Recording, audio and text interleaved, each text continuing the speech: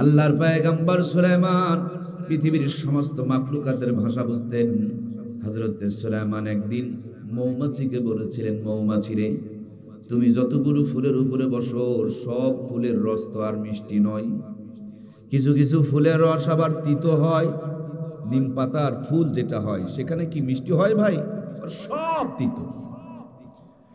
আবার কিছু কিছু রস বড় টক হয়, আবার কিছু কিছু রস বড় কষ্টা হয়। মৌসুমে কিছু কিছু গাছে ফুল হয়, যেই ফুলগুলো একটু মিষ্টি হয়।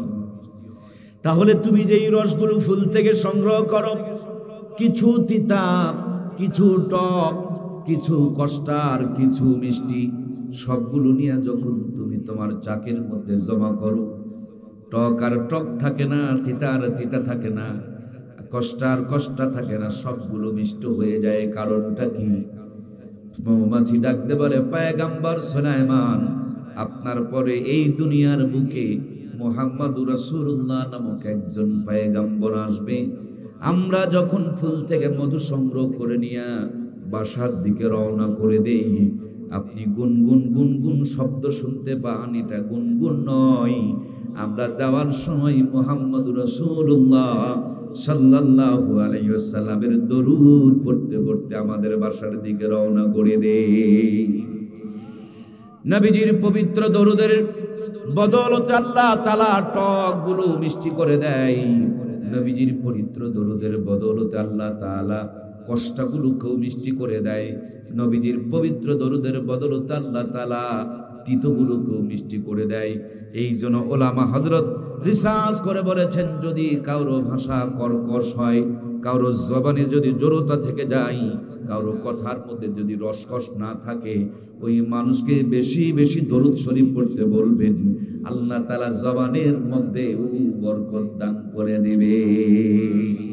কেমন নবীর উম্মত হয়েছেন জানেন?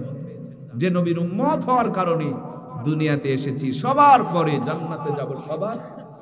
বলুন আমার সঙ্গে একটু বলুন, সবার। ভাই, আল্লাহর দেওয়া জবান শুধু বিড়ি টানার জন্য আর চগলখড়ির জন্য নয়, আল্লাহর দেওয়া জবান হক কথা বলার জন্য, ঠিক কিনা? সুতরাং আমার সঙ্গে একটু সহযোগিতা করবেন, আল্লাহ আমাদের জবানেও বরকত দান করুন, বলুন আমিন। আমার প্রাণপ্রিয় ভাইয়ারা, এমন একজন নবীর উম্মত আল্লাহ তাআলা বানিয়েছেন, যার ওসিলায় দুনিয়াতে আসার কারণে দুনিয়াতে এসেছি, সবার পরে জান্নাতে যাব আমরা সবার। এই দুনিয়াতে যত নবী রাসূল এসেছেন, এই দুনিয়ার বুকে যত নবী রাসূলের উম্মত এসেছেন, দুনিয়াতে আমাদের চাইতে কম টাইম নিয়ে, কম হায়াত নিয়ে, কম সময় নিয়ে কেউ আসে নাই। আমরা দুনিয়াতে বাঁচব কম, কিন্তু প্রিয় নবীর কারণে দুনিয়ার সব চাইতে বেশি নেকি আমরাই কামাই করব। সুবহানাল্লাহ।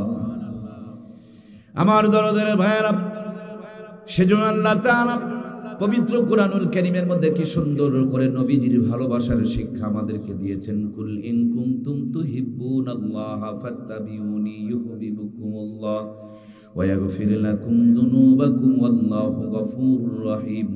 আল্লাহ বলেন, নবীজি, দুনিয়ার মধ্যে মানুষ যখন তাকাবে, সব দিকে যখন আমার রহমত, আমার বরকত, আমার কল্যাণ, আমার ভালোবাসা ছড়িয়ে ছিটিয়ে আছে দেখতে পাবে, বুঝতে পাবে, অটোমেটিকলি ওই মানুষের কলিজায় আমি আল্লাহর ভালোবাসা জমা হয়ে যাবে। তারা আমি আল্লাহকে ভালোবাসার জন্য পাগল আর উন্মাদ হয়ে যাবে। আমার সে সমস্ত বান্দা বান্দীদের জন্য আপনি বলে দেন, কুল ইন কুনতুম তুহিব্বুনাল্লাহা ফাত্তাবিউনি ইউহিব্বুকুমুল্লাহ ওয়া ইয়াগফির লাকুম যুনুবাকুম ওয়াল্লাহু গফুরুর রহিম।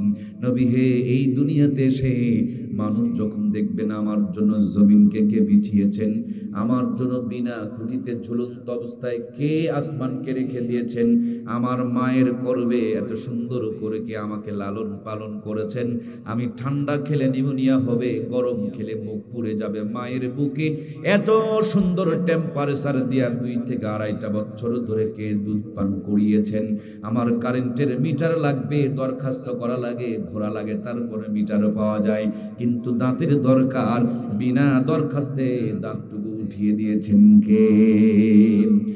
ওই দাঁত দিয়া শক্ত হাড় চাবানো যাবে না, নরম দাঁতগুলোকে উঠায় নিয়ে আরো শক্ত দাঁতের ব্যবস্থা করে দিলেন। আহারে চোখটা বড় দামি, চতুর্দিকে শক্ত কভার দিয়া মাঝখানে নরম চোখটাকে দিয়ে দিলেন, উপরে আবার শাটার দিয়ে দিলেন। এই দুনিয়ার সমস্ত নিয়ামতকে এত সুন্দর করে দেখার যিনি ব্যবস্থা করলেন, সব দিলেন। মাথার যে একটা তার, যেটাকে আমরা মেমোরি বলে থাকি, ওই নার্ভটা যখন ডিসকানেক্ট হয়ে যায়, নষ্ট হয়ে যায়, বিচ্ছিন্ন হয়ে যায়, তখন মানুষটাকে আর সমাজে রাখা যায় না, পাগলা গারদে নিয়ে যাওয়া লাগে। আল্লাহ সব দেওয়ার পর যদি আপনারা আমারে পাগল বানায়া দিতেন, এই দুপচাচি এলাকার কোন রাস্তার কিনারে দাঁড়িয়ে আপনিও আমিও পলিথিন কুড়াইতাম, আপনিও আমিও ভিজা কাপড় পরে রাস্তার মধ্যে ঠান্ডার মধ্যে দাঁড়িয়ে থাকতাম। যে আল্লাহ তাআলা সব কিছু দিলেন, ভালো যদি বাসতেই হয় সবার আগে ওই মালিককে ভালোবাসার দরকার আছে না নাই? বান্দায় যদি মালিককে ভালোবাসতে চায়, কেমন করে ভালোবাসবে আল্লাহ তাআলা তা শিখিয়ে দিচ্ছেন। আল্লাহ বলে, নবী গো, দুনিয়ার মানুষগুলোকে বলে দিও, তারা যদি আমি আল্লাহকে ভালোবাসতে চাই, ফাত্তাবিউনি, আপনার যেন ইত্তেবা করে, ইউহিব্বুকুমুল্লাহ, তাহলেই আল্লাহ বলেন আমি ভালোবাসা দিয়া জিন্দেগির গুনাহ মাফ করে দেব। দেখুন, উপরে একটা বাল্ব থাকে, নিচে যদি একটা সুইচ থাকে, মানুষ সুইচে চাপ দিলে উপরে আলো জ্বলে। তার মানে উপরে আলো যদি জ্বলাতে চাও, নিচের সুইচে চাপ দাও, চাপ দিলেই আলো জ্বলে যাবে। সুবহানাল্লাহ বলেন না? আমার আল্লাহ তাআলা আরশে আজিমে জমিনে সুইচ দিলেন মুহাম্মদুর রাসূলুল্লাহ সাল্লাল্লাহু আলাইহি ওয়াসাল্লামকে। জমিনের মুহাম্মদুর রাসূলুল্লাহকে মহব্বত করলে আরশ আজিম থেকে ভালোবাসা দিয়ে আল্লাহ জিন্দেগির গুনাহ মাফ করে দিবেন। সুবহানাল্লাহ। আমার প্রাণপ্রিয় ভাইয়েরা, নবীজিকে কেমনে ভালোবাসবেন? নবীজি এখন মদিনা রওজায় চলে গিয়েছেন। নবী তো ১৫০০ বছর পূর্বে আমাদের কাছ থেকে বিদায় নিয়েছেন।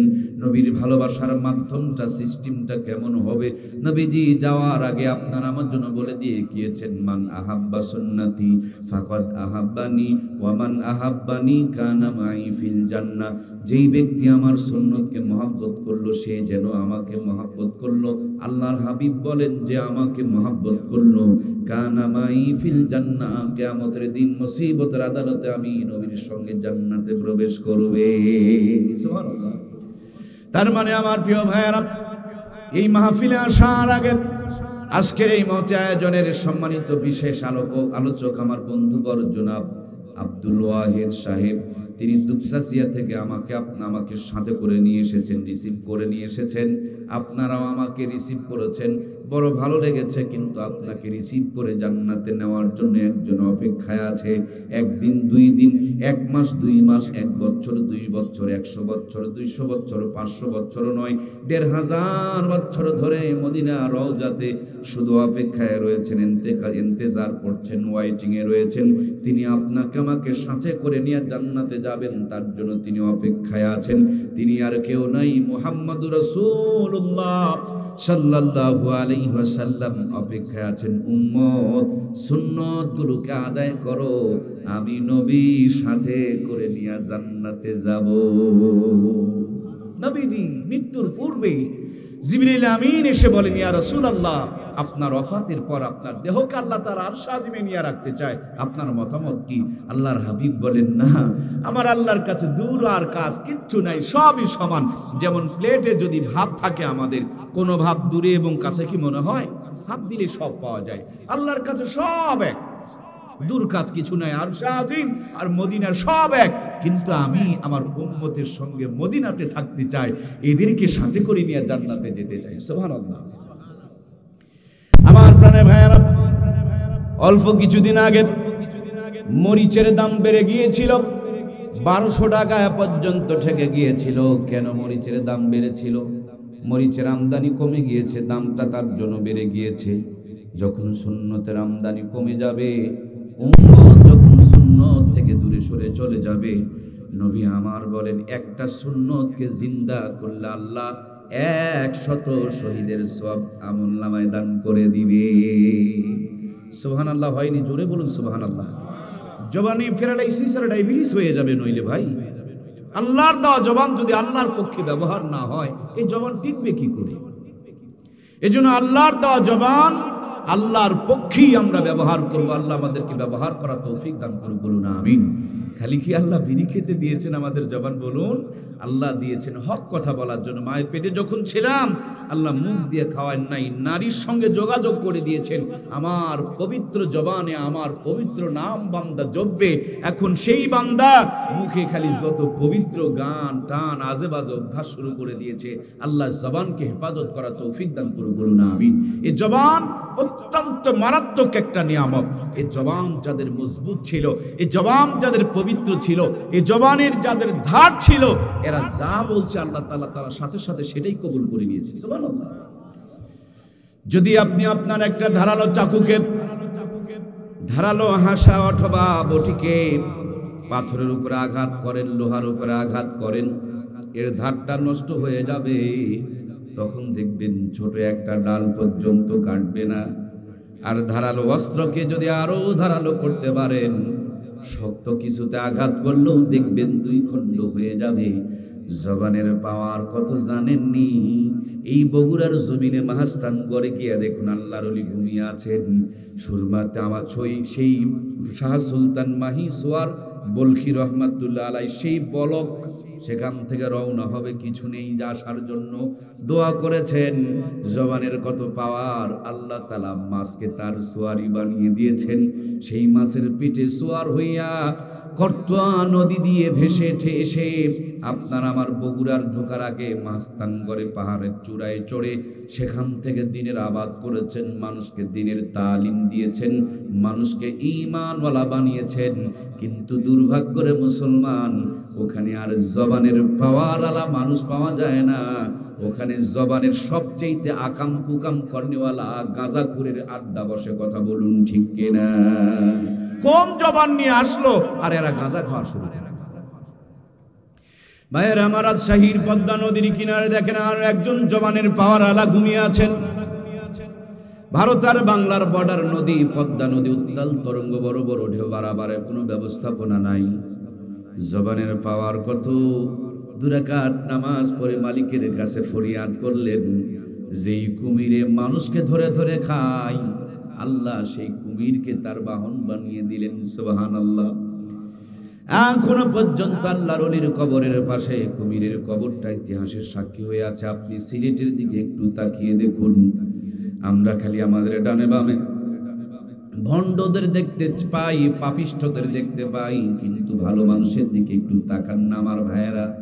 যাদের ত্যাগে, যাদের কুরবানি, যাদের মেহনতের বিনিময়ে এই বাংলার জমিন আমরা পেয়েছি, কালেমাওয়ালার জমিন পেয়েছি। হযরতে শাহজালাল মুজাররিদি আমিন রহমাতুল্লাহি আলাইহি সিলেটের সুরমা নদীর কিনারে এসে দেখে পারাপারে কোনো ব্যবস্থাপনা নাই।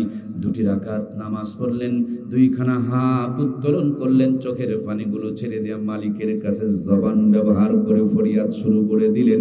যাই নামাজকে নৌকা বানায়া সিলেটের সুরমা নদী আল্লাহ তাআলা পার করে দিলেন। যুদ্ধ করা লাগে নাই, শুধু লিল্লাহি তাকবীর আল্লাহু আকবারের ধ্বনি দিয়েছে।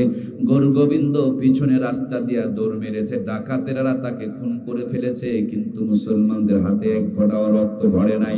আজকে সেই মুসলমান তার জবানের পাওয়ার হারিয়েছে। এই জন্য প্রত্যেকটা জায়গায় লাঞ্ছিত, বঞ্চিত, পদদলিত আর অপমানিত হচ্ছে। কথা বলুন ঠিক কিনা? আমার প্রাণপ্রিয় ভাইয়েরা, অবশ্যই আপনারা অবগত রয়েছেন 2024-এর মহান স্বাধীনতার কথা আপনারা ভুলে যান নাই। এই স্বাধীনতার ইতিহাস খুঁজে দেখেন, এখানে কিন্তু লাঠি সোঁটার আঘাত দিয়ে স্বাধীনতা আসে নাই। ওরা ব্রাশ ফায়ার করেছে, আর ঈমানওয়ালারা বুকটার বুদাম খুলে দিয়া তাদের বুলেটের সামনে দাঁড়িয়ে গিয়েছে। মাঝে মাঝে লিল্লাহি তাকবীর আল্লাহু আকবারের ধ্বনি যখন জবান থেকে বের হয়েছে, ওই গৌরগোবিন্দের বংশধর আবার তাদের মামু বাড়িতে চলে গেছে। কথা বলুন ঠিক কিনা? প্রাণপ্রিয় ভাইয়েরা আমার, আমি 24-এর স্বাধীনতা নিয়ে বড় শঙ্কিত। এই 24-এর স্বাধীনতা দিয়া বড় টেনশনগ্রস্ত, পেরেশানিগ্রস্ত। কারণ স্বাধীনতা তো শুধু একটা নয়। পিছন দিকে তাকিয়ে দেখুন তো, এরশাদ চাচা যখন জাতির গলা চিপে ধরেছিল, স্বৈরতন্ত্র কায়েম করেছিল, তখনও তো মানুষ জীবন দিয়ে, রক্ত দিয়ে দেশকে স্বাধীন করেছিল। তার পূর্বে তাকিয়ে দেখুন, পাকিস্তানের যখন সব কেড়ে নিয়েছিল, এদেশের মানুষ জীবন দিয়া তখন এই দেশকে স্বাধীন করেছিল। তার পূর্বে আরেকবার তাকিয়ে দেখুন, ব্রিটিশেরা যখন ইস্ট ইন্ডিয়া কোম্পানি নাম দিয়া 200 বছর ধরে আমাদেরকে গোলাম বানিয়ে রেখেছিল, চাকর বানিয়ে রেখেছিল, আমাদের রক্ত নিয়ে ছিনিবিনি খেলেছিল, রক্ত পান করেছিল। এদেশের জনগণ বুকে কোরআন নিয়া নবীর সুন্নতের আদর্শ কলিজার মধ্যে ধারণ করে আল্লাহর নাম নিয়া সব স্লোগান দিয়ে জীবন দিয়ে রক্ত দিয়ে এই বাংলার জমিনকে স্বাধীন করেছিল। স্বাধীন তো একবার নয়, স্বাধীন হলাম আমরা 4 বার। 21-এর স্বাধীনতা, স্বৈরাচারের 7 চাচার স্বাধীনতা, পাকিস্তানে হানাদারের স্বাধীনতা, ব্রিটিশের হাত থেকে স্বাধীনতা। এই বাংলার জমিনে 80 বছরের ভিতরে আমরা স্বাধীন হইলাম 4 বার। কয়বার গো? কিরে বন্ধু, এতবার স্বাধীন হওয়া লাগে কেন? এই স্বাধীনতাগুলো হারিয়ে যায় কেন? এত রক্ত বৃথা যায় কেন? যে অন্ধকার থেকে উঠে আসি, সেই অন্ধকারে আবার পড়ি কেন? এর পিছনে মূল কারণ, যে কোরআনের আলো নিয়া, যেই সুন্নাহর আদর্শ নিয়া এদেশকে স্বাধীন করা হয়, ওই কোরআন সুন্নাহর আলোকিত মানুষগুলোকে ক্ষমতায় বসানো হয় না। এই জন্য এক জালেম চলে যায়, আর এক জালেম ক্ষমতায় বসে। যেই পরিমাণ অন্ধকারে পড়েছিলাম, ওই জালেম এসে তার চাইতে বেশি অন্ধকারে আমাদেরকে ফেলে দেয়, ঠিক কিনা? সুতরাং প্রিয় বন্ধুরা আমার, বাংলাদেশের রাষ্ট্রপতির চেয়ার থেকে নিয়ে মেম্বারের চেয়ার পর্যন্ত প্রত্যেকটা জায়গায় যদি কোরআন সুন্নাহর আদর্শের মানুষকে আমরা বসাইতে না পারি, এই স্বাধীনতা মোটেও টিকবে না। কথা বলুন, ঠিক কিনা? এজন্য প্রাণপ্রিয় ভাইয়েরা আমার, হাজারো ব্যর্থতা, হাজার কষ্ট, হাজার দুঃখের ভিতরে একটা আনন্দের খবর হলো, আপনারা অবশ্যই জানেন সিরিয়া নামক একটা দেশ আছে। দীর্ঘ 50 বছর ধরে ওই দেশের মধ্যে একজন জালেম মুসলমানদের উপরে জুলুম করে আসতেছেন। আন্তর্জাতিক পরিমণ্ডলে আপনারা যারা চলাফেরা করেন, এমন কোন জুলুম, এমন কোন নির্যাতন তিনি বাদ রাখেন নাই। অবশ্যই আপনারা ভুলে যান নাই, একটা ছোট্ট বাচ্চাকে যখন বোমা ফেলে দিয়া নির্বিচারে শহীদ করে দেওয়া হচ্ছিল, রক্ত মাখা বাচ্চাটা বলেছিল, আমি আমার আল্লাহর কাছে বলে দিব। মনে আছে না নাই? দুনিয়া কেঁদেছিল, গোটা দুনিয়া ওই ছোট্ট বাচ্চার আত্মচিৎকারে পাগল হয়ে গিয়েছিল। আমার ভাইয়েরা, বেশি দিন নয়, সম্ভবত 1 বছর আগে ওই ছোট্ট বাচ্চা বলে গেছিল যে আমার প্রতি যে জুলুম করা হয়েছে, আমার পরিবারকে যে জুলুম করা হয়েছে, সব তছনছ করে বোমা দিয়ে উড়িয়ে দিয়েছে, আমি আমার আল্লাহর কাছে গিয়ে বলে দেব। এই কথাটা বলার পর বাচ্চাটা শাহাদত বরণ করেছে, আল্লাহর কাছে বলে দিয়েছে। আমার আল্লাহ ধরে না, ধরে না, ধরে না, যখন ধরে তখন আর ছাড় দেয়, কিন্তু ছেড়ে দেয়। 16 বছর ধরে ছাড় দিয়েছে, কিন্তু ছেড়ে দেয়। ওই আসাদকে আল্লাহ 50 বছর ছাড় দিয়েছে। ফিরে আয়, ফিরে আয়, ফিরে আয়, তওবা কর, দিনের পথে ফিরে আয়। যখন সে ফিরে আসে নাই, এখন আল্লাহর মার, দুনিয়ার বার এমন ধরা ধরেছে, একটা দুইটা স্বৈরাচার নয়, পৃথিবীর মানচিত্রের সমস্ত স্বৈরাচারের পতন একইভাবে ঘটেছে। কথা বলুন, ঠিক কিনা? শুরু হয়েছিল আফগানিস্তানের মধ্য দিয়ে, তারপরে আসলো আমাদের শ্রীলঙ্কা, এরপরে পেলাম আমরা বাংলাদেশ, এরপর হয়ে গেল সিরিয়া। এখন খালি মাত্র আমাদের পাশে আর একটা বড় দেশ সব সময় ষড়যন্ত্র করছে, এদের একটু পতন দেখা আমাদের বাকি আছে। কথা বলুন, ঠিক কিনা? আল্লাহ এদেরকে ভেঙে টুকরা টুকরা করে সমস্ত জুলুমের অবসান করুক। জোরে বলুন আমিন। ওরা নাক গলায় যে সংখ্যালঘুদেরকে নিরাপত্তা দিতে হবে। তোমরা তোমাদের দেশের সংখ্যালঘুদের সাথে কি করো? গোটা পৃথিবী দেখেছে, এরা বাবরি মসজিদকে নির্মমভাবে শহীদ করে দিয়েছে। ফ্রিজে গোশত রাখার অপরাধে হাজার হাজার মুসলমানকে তারা শহীদ করেছে। বাড়ি ঘরগুলোকে জ্বালিয়ে দিয়েছে, বুলডোজার দিয়ে মাদ্রাসা মসজিদকে তারা ভেঙে দিয়েছে। অথচ চোরের মুখে বড় বড় আওয়াজ। আল্লাহ তাআলা আমাদের ওই জালেম ভাইগুলোকে হেদায়েত দান করুন, বলুন আমিন। দেশে এবং দেশের ভিতরে, দেশের বাইরে আবার কিছু দেখবেন ওই স্বৈরাচারদের পাঁচাটা গোলামেরা এই সত্যগুলোকে দেখার পরও এখনো পর্যন্ত তাদের পক্ষে সাফাই গাইতেছে। আল্লাহ এদেরকেও হেদায়েত দান করুন, বলুন আমিন। এরা দেখে নাই আয়না ঘরের কথা, এরা দেখে নাই ব্রাশ ফায়ারের কথা, এরা দেখে নাই সাজানো নাটক, একে ওকে ক্রস ফায়ার দেওয়ার কথা, এরা দেখে নাই তাহাজ্জুদের মুহূর্তে আমার ভাইয়েরা নির্বাচনের কথা দেখছে, তারপরে এদের বিবেকের মধ্যে আল্লাহ তাআলা এমন ভাবে মোহর মেরে দিয়েছে, ওই অন্যায় ওই জুলুমকেই সাপোর্ট করে যাচ্ছে। এগুলো হলো জাহান্নামে যাওয়ার রাস্তা। আল্লাহ সে পথ থেকে ফিরিয়ে জান্নাতের পথে আমাদেরকে কবুল করুন, বলুন আমি। আপনি রাজনীতি করতেই পারেন, তাই বলে কোরআনের বিপক্ষে আপনি যেতে পারেন? মদিনার বুকে নবী আলাইহিস সালাম যখন ছিলেন, তখন নবীর পিছনে একজন নামাজ পড়তেন, রোজা করতেন, হজ করতেন, যাকাত দিতেন, বড় জব্বা পড়তেন, সেজদা দিয়ে দিয়ে কপালে দাগ ফেলে দিয়েছেন। কিন্তু মুহাম্মদুর রাসূলুল্লাহ রাষ্ট্রপতি হয়ে রাষ্ট্র পরিচালনা করবেন, এটা তিনি মেনে নিতে পারতেন? আরে মুহাম্মদ আব্দুল্লাহর ছেলে, সে মক্কা থেকে এসে মদিনাতে রাষ্ট্রপতির দায়িত্ব পালন করবে, রাষ্ট্র পরিচালনা করবে, এটা হতে পারে না। মুহাম্মদের কথা অনুযায়ী মসজিদ চলুক, মুহাম্মদের কথা অনুযায়ী উনি জব্বা পড়বে, মুহাম্মদের কথা অনুযায়ী নামাজ পড়বে, কিন্তু মুহাম্মদের কথা অনুযায়ী দেশ চলবে, এটা তিনি মেনে নিতে পারতেন? কথা বলুন, পারতেন? লোকটির নাম ছিল আব্দুল্লাহ ইবনে উবাই ইবনে সুলুল। নাম কি আপনারা শুনছেন না শোনেন নাই? আমার ভাইয়েরা, আব্দুল্লাহ ইবনে উবাই ইবনে সুলুল যখন মরে যায়, চোখ মুখগুলো হা হয়েছিল। তার ছেলে চোখ মুখ বন্ধ করার বহু চেষ্টা করেছেন, কিন্তু পারে নাই। এক পর্যায়ে নবীজি যখন চোখ মুখের উপরে হাত দিতেন, চোখ মুখগুলো বন্ধ হয়ে গেল। ওই মুনাফিকের লিডারের বেটা এসে বলে, নবী গো, আপনার বরকতি গায়ের জব্বা যদি পরায়া দেন, তাহলে আমি বড় প্রশান্তি পেতাম, মনে হয় আমার আব্বাকে আল্লাহ মাফ করে দিবেন। নবীর গায়ের জব্বাও পরিয়ে দিলেও কিন্তু তিনি জাহান্নাম তো দূরের কথা, জাহান্নামের তলদেশে জায়গা পাবে। উপরের জাহান্নামের পুজ ময়লা নিচতলায় আসবে, নিচতলাটা দ্বিতীয় তলায় আসবে, তৃতীয়টা চতুর্থ আসবে, চতুর্থটা পঞ্চমে আসবে, পঞ্চমটা ষষ্ঠ আসবে, ষষ্ঠটা সপ্তম তলায় আসবে। এই সবচেয়ে নিচু পর্যায়ের জাহান্নামের মধ্যে মুনাফিকেরা থাকবে। ওই জামানাতে নামাজ পড়ার পর, রোজা করার পর, হজ করার পর, যাকাত দেওয়ার পর শুধু রাষ্ট্র মুহাম্মদের কথা মতন চলবে, এই কথাকে মেনে না নেওয়ার কারণে ওই জামানার যদি উনি বড় মুনাফিক হইতে পারে, আমিও নামাজ পড়ি, রোজা করি, হজ করি, যাকাত দেই, সব করি, কিন্তু ইসলামী হুকুমত কায়েম হোক, এটা আমি চাই।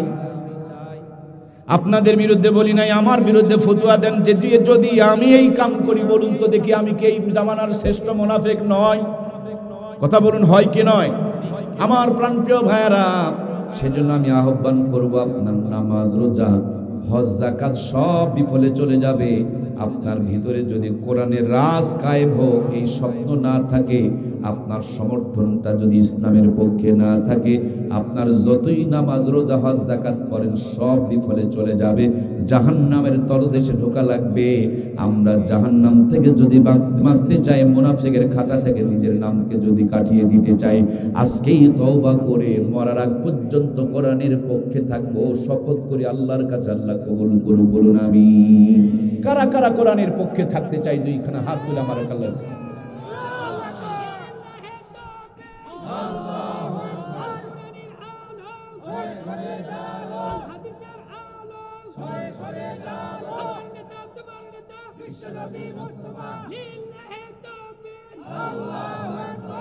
আলহামদুলিল্লাহ, সুম্মা আলহামদুলিল্লাহ। আমরা কোরআনের পক্ষে আছি তো ইনশাআল্লাহ। কেমন আছেন আমার ভাইরা, কেমন আছেন? মসজিদে গিয়ে কোরআনের পক্ষে সুবহানাল্লাহ, আলহামদুলিল্লাহ জিকির করে, আর যেমনি স্কুল ঘরে ভোট হয় তখন দেখবেন কোরআনের বিপক্ষে কয় না। আমি তো কব না, এটা কন না, কি মারে সিল মারে। এই জন্য 54 বছরে কোনোদিন কোরআন আলারা ক্ষমতায় যেতে পারলো না, ঠিক কিনা? অথচ একদল বেকুব বলে হুজুরেরা দেশ খাইল, আছে না নাই? আরে ক্ষমতায় গেল না, এরাই যদি দেশ খেলো, তোমরা কি গু খালিন? কি পরিমাণ বেকুব হলে মানুষ এরকম কথা বলতে পারে? আমাদেরকে আল্লাহ তাআলা বানিয়েছেন, আমরা কেমনে ভালো থাকবো সবচেয়ে বেশি কে জানেন? মোবাইল বানান যিনি, একটা বক্সের মধ্যে মোবাইল পাওয়া যায়, ভিতরে একটা চার্জার দেওয়া থাকে, তার সাথে দেখবেন একটা ছোট্ট বই থাকে, বইয়ের মধ্যে ছবি দেয়া দেখানো থাকে, কেমনে চার্জ দিবেন, কেমনে খুলবেন, কেমনে সিম কার্ড লাগাবেন, কথা বলুন না। দেখলেই বোঝা যায় মানুষ বানিয়েছেন আল্লাহ। মানুষ কেমনে ভালো থাকবে এই মানুষের জীবনটাকে সেটিং করে দেওয়ার জন্য এই কোরআনুল কারীম নামক ক্যাটলগখানা দান করেছেন তিনিকে। আমার ভাইয়ের, আল্লাহ তাআলা কোরআনুল কারীম দিলেন প্র্যাকটিক্যাল করে দেখানোর জন্য। মুহাম্মদুর রাসূলুল্লাহ সাল্লাল্লাহু আলাইহি ওয়াসাল্লাম নামক একজন ইঞ্জিনিয়ারকেও পাঠিয়ে দিলেন। উনি এই জাহেল সমাজে কোরআনের শাসন করে দুনিয়ার বুকে ইসলামী হুকুমত প্রতিষ্ঠিত করে শান্তির পরিবেশ কায়েম করে গিয়েছিলেন। সুবহানাল্লাহ বলেন। হঠাৎ করে বঙ্গবন্ধু বললেন, কোরআনের কথা বাদ দাও, নৌকায় চড়ো, সোজা তাড়াতাড়ি শান্তির পথে যেতে পারবা। এরপরে জিয়াউর রহমান চাচা এসে বলল, ওই নৌকা বাদ দিয়ে দাও, আমার ধান আবাদ করো, অতি দ্রুত দেশের মধ্যে শান্তি প্রতিষ্ঠিত হবে। জিয়াউর রহমান চাচার পরে এরশাদ চাচা বললেন, তোমরা নাঙ্গলের মুঠা ধরো, খুব দ্রুত আবাদ সুবাদ করলে দেশ সোনার বাংলা সোনাতে রূপান্তরিত হয়ে যাবে। এখন কেউ নাঙ্গল নিয়ে ব্যস্ত, কেউ নৌকা নিয়ে ব্যস্ত, আর কেউ ধান চাষ করা নিয়ে ব্যস্ত। এখন মুসলমানের কাছে আর কোরআনুল কারীম খুঁজে পাওয়া, কথা বলুন, খুঁজে পাওয়া।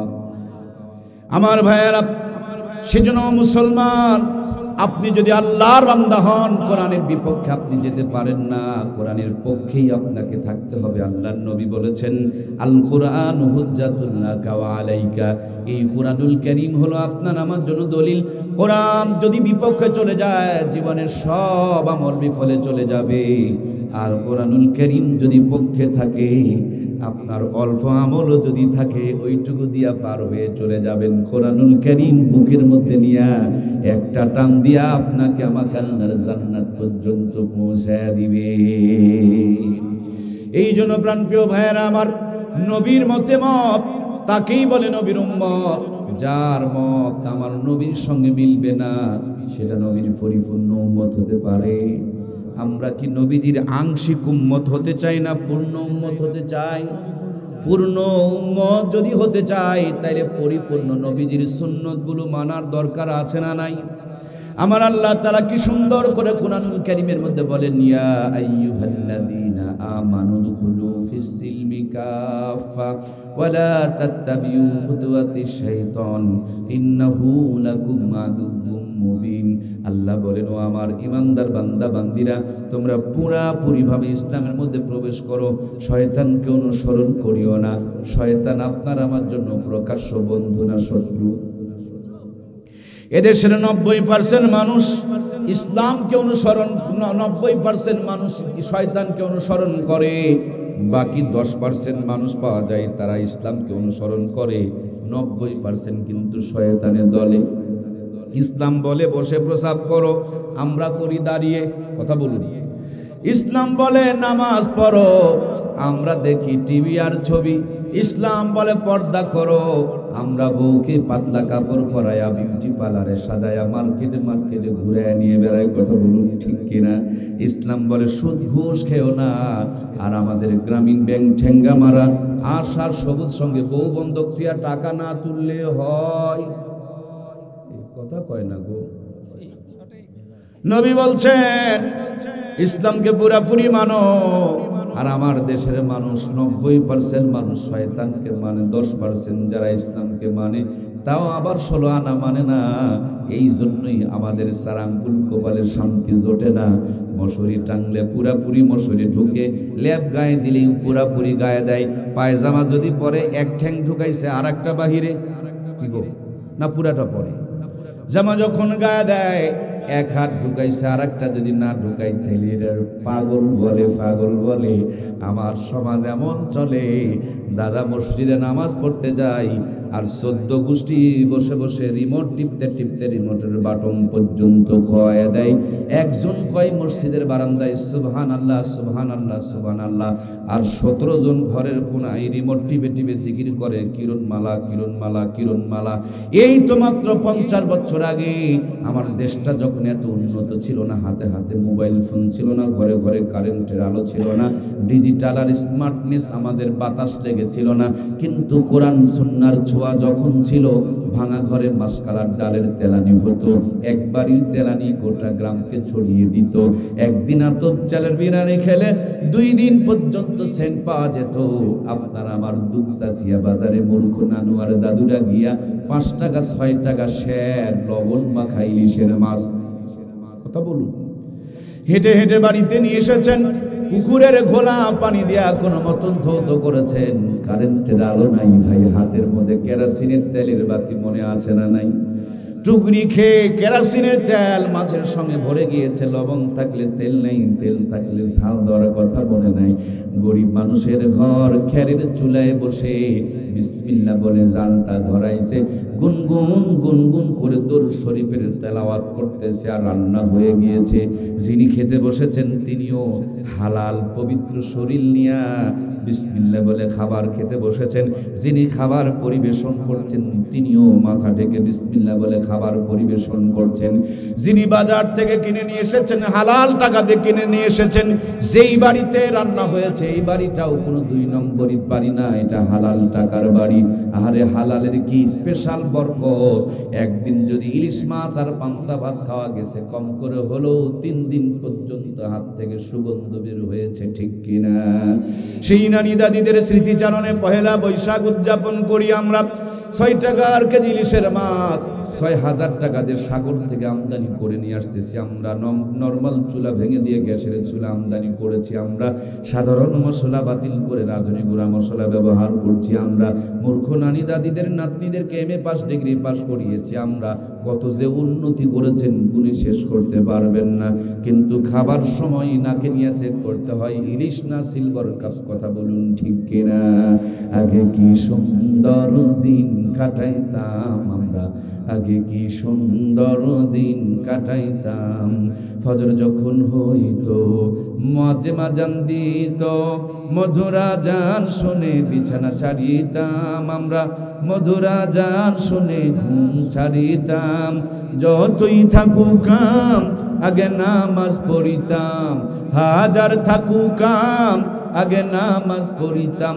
নামাজ পড়িয়া কোরআন পড়িতাম আমরা, নামাজ পড়িয়া তেলাওয়াত করিতাম।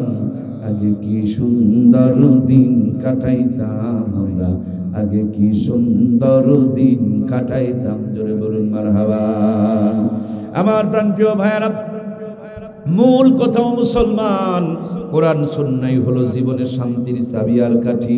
2টা লাইন দিয়ে আলো জ্বলে, একটা লাল তার আর একটা কালো তার। 2টা ছাড়া জিন্দেগিতে কোনোদিন আলো জ্বলবে? নবীর মতন একজন দামি মানুষ দুনিয়াতে এসে 40 বছর পর্যন্ত মেহনত করেছেন, শান্তি প্রতিষ্ঠিত করতে পারেন নাই। এই জন্য জাবালে নূরে হেরা গুহার ভিতরে বসে বসে নবীজি আমার ধ্যান করছিলেন, রিসার্চ করছিলেন, গবেষণা করছিলেন।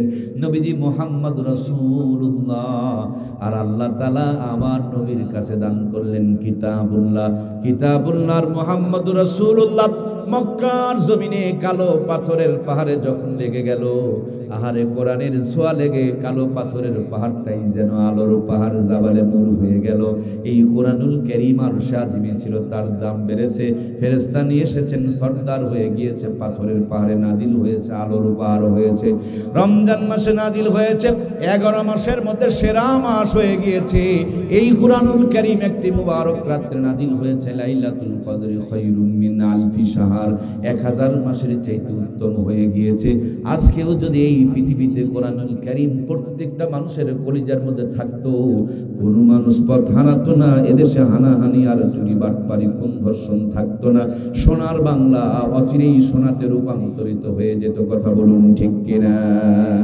আমার ভাইয়েরা, গতকালকে আমি দিনাজপুরে মাহফিল করেছি, আবার আগামীকাল দিনাজপুরের পার্বতীপুর মাহফিল আছে। যেতে গেলে কম করে হলেও 50টা রাস্তার মোড় পড়বে। যদি কোথাও গিয়ে আমি ভুল করি বলুন তো দেখি, তাইলে কি কালকে দিনাজপুরে যাওয়া যাবে?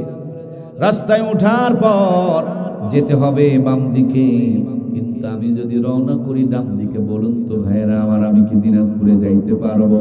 সুতরাং জান্নাতে আমাদের সবার বাড়ি। বড় আব্বা হযরতে আদম ছিলেন জান্নাতে, এই জন্য বড় আব্বার সন্তান স্বরূপ সবাই আমরা জান্নাতের নাগরিক। জান্নাত থেকে এসেছি, আবার জান্নাতে চলে যাব। এই জান্নাতে যাওয়ার পথে মাঝখানে অল্প টাইম, কয়েকদিনের জন্য আমাদেরকে দুনিয়াদারি করা লাগবে। এই দুনিয়াদারি করতে গিয়া আমার ভাইয়েরা, সন্তান শয়তান বিভিন্ন জায়গায় বিভিন্ন পর্যায়ে আপনাকে আমাকে ধোঁকা দিয়া জাহান্নামে নিয়ে যাওয়ার জন্য উট পেতে পেতে বসে আছে। শয়তান যেন ধোঁকা দিয়া জাহান্নামে দিয়ে যেতে না পারে, এই জন্য আপনার আমার সন্তানদের সিনার মধ্যে কোরআনুল কারীমের সফটওয়্যারটা ঢুকিয়ে দেওয়ার দরকার আছে না নাই?